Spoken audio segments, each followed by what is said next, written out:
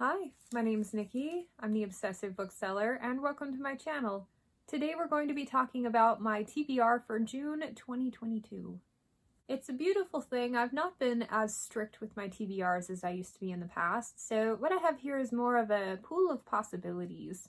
I have way more books here than I'm going to be able to read this month, but I think because I'm in the middle of so many ebooks at the moment, I'm feeling that impatience that comes along with not finishing things quickly, where I want to read everything. And so I have a whole bunch of books and series on the lineup that I'd like to get to sooner than later. If I could read them all right now, I would. I currently haven't picked my next audiobook read, but I'm in the middle of like 5 or 6 ebooks still. So let's rush through those really quickly because I did just talk about them in my wrap-up video.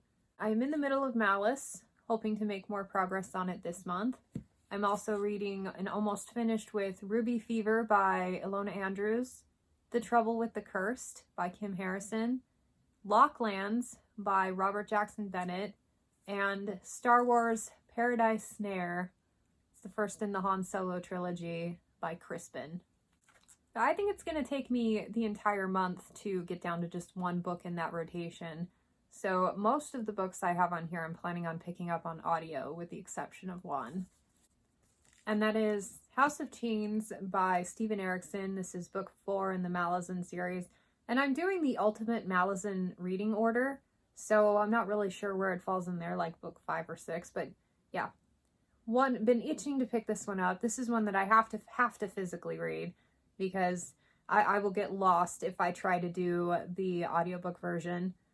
But I finished Memories of Ice at the beginning of the year, absolutely loved it, and I'm finally feeling that itch to continue, even though I know this is going to take a ton of time and emotional investment. So if I can get through all of those ebooks that I currently have going, I'm going to reward myself with starting a Malazan book. So audiobooks. I have been doing really well reading just one audiobook at a time, and I think it's helped me get through a whole bunch of them because I'm really enjoying the reading experience. The only thing is I'm kind of going with a mood reading type of feel, which I've never really done before since I've been a kid. And the weird thing that comes along with that for me is trying to figure out what to read next. When I have a list and a clear idea, then I don't have to think about it. I can jump straight from one to the other. But I'm finding myself delaying for like a day or two between audio reads because I can't decide what I want to pick up next.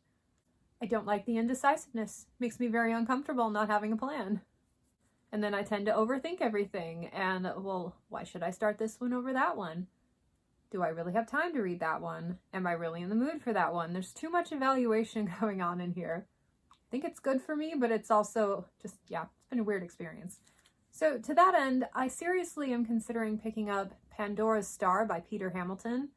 And I think the second one is called Judas Unchained. Something like that. And I hear you have to read them kind of back to back if you want the full story, because it's like they split one book into two. And as it is, Pandora's Star as an audiobook is like 37 hours long.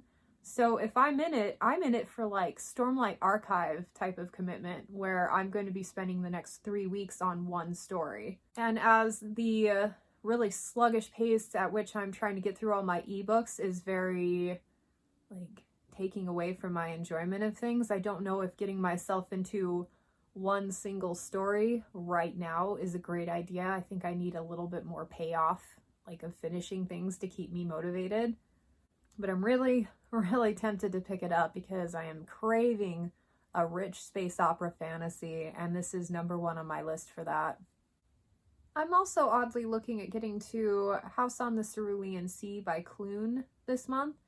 A couple of friends in my personal life read it about a year ago and just raved about it. They thought it was so good. They thought I would enjoy it particularly. So I put it on hold at my library. There's 300 people waiting for it, but I've been number 1 in line for several months and have for the last year been saying, no, I'll defer till next week. Let me know in a week or 2 if it's available again. And it's almost been a year. So I either need to take my hold off or frickin' read the thing. And I think it's going to be delightful. It seems like a really good summer read, so I might pick that one up. Spoiler from an upcoming book haul. I purchased Consuming Fire by John Scalzi. It's the second book in the Interdependency trilogy by John Scalzi. I liked the first one enough to continue. It's an interesting story. I want to see how it wraps up. I like most of the characters. There's one that I really just don't care for, but I'm reading this one for a book club, and that seems to be the favorite character of everybody else, so it's just me. As the first one only took me 2 days to get through, I will probably read this one sooner than later. It might even be my next read, just so I can keep momentum of the series going. Next, one that has been really calling to me is Children of Time by Adrian Tchaikovsky. I've been wanting to try this author for a while, and a lot of people agree that this is one of his best works. I'm really interested in his fantasy stuff, but right now I think this one, I'm feeling very sci-fi, if you can't tell. I realize it's been halfway through the year almost, and I haven't picked up nearly as many as I wanted to this year, so I think that's why I'm craving a few more. I kept looking at my list thinking, like, what am I really in the mood to read? And this one seems like it would really fit the bill. But to that end, other than new releases, I really haven't read a lot of urban fantasy, as many as I wanted to this year, and I would like to pick up Club Dead. It almost got read last month, but got pushed aside in favor of a few other things. But this is book 3 in Sookie Stackhouse. It'll be my first time reading it, and I've really enjoyed the first 2 books. It's been long enough since I've seen the show that the material in here is coming across quite fresh and exciting. There are a few things that keep popping up that I remember, but so far, it's a good story. I really like the strength of character in here. She's not the smartest tool in the shed, but she's very authentically herself. She feels like a real person. And I don't normally get behind characters who aren't the most bright. But for here, it really works for the context of the story, and it gives her kind of a more charming aspect. It's very hard to pull off. Another book haul spoiler, I picked up this gorgeous copy of Hunger of the Gods by John Gwynne.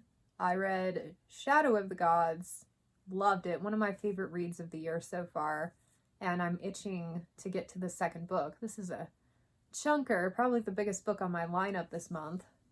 Now, the cool thing about me wanting to read this so soon after picking it up is usually when I buy a book, it sits on my shelf for at least 2 or 3 years before I get to it. So my turnaround, the fact that I'm spoiling my upcoming book haul video, means that I'm reading them quite quickly after picking them up.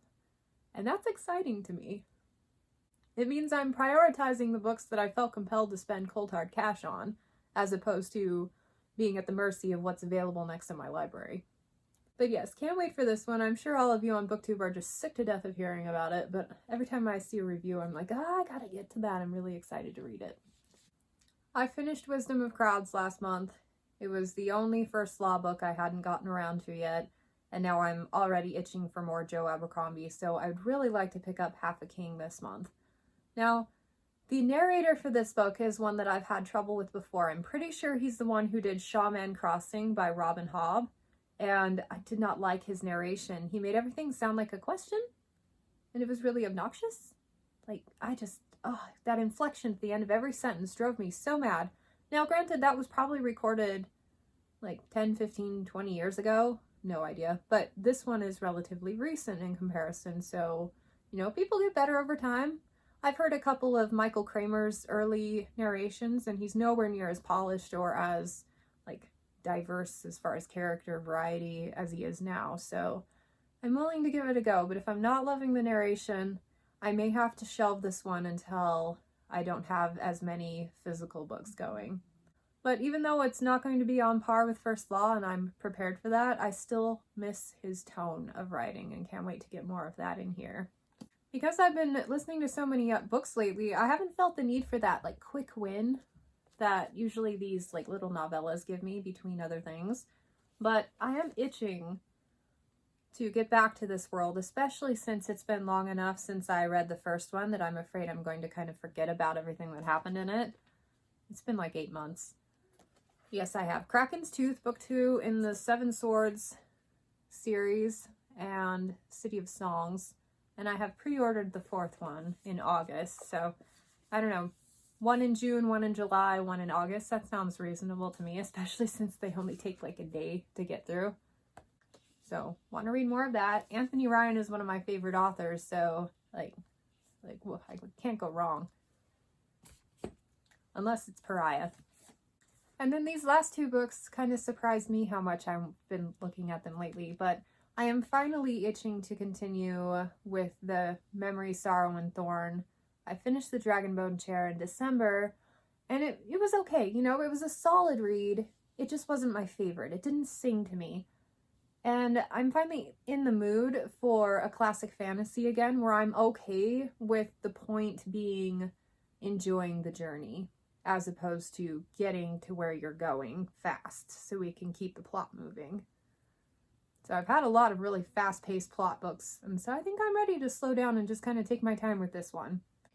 The only thing that'll get me in trouble is I felt the first half or so of Dragonbone Chair, we followed really only one character, and we just had to keep track of a couple of side characters. And then suddenly, so many new people added to this, like, group, whatever. So I had a hard time keeping people straight because I wasn't really ready for that. I wasn't paying as close attention as I should have because I wasn't as invested as I wanted to be. In the books that I'm really invested in, I make sure I like cross-reference back and forth and end up usually physically reading the ones where I want to keep track of all the characters.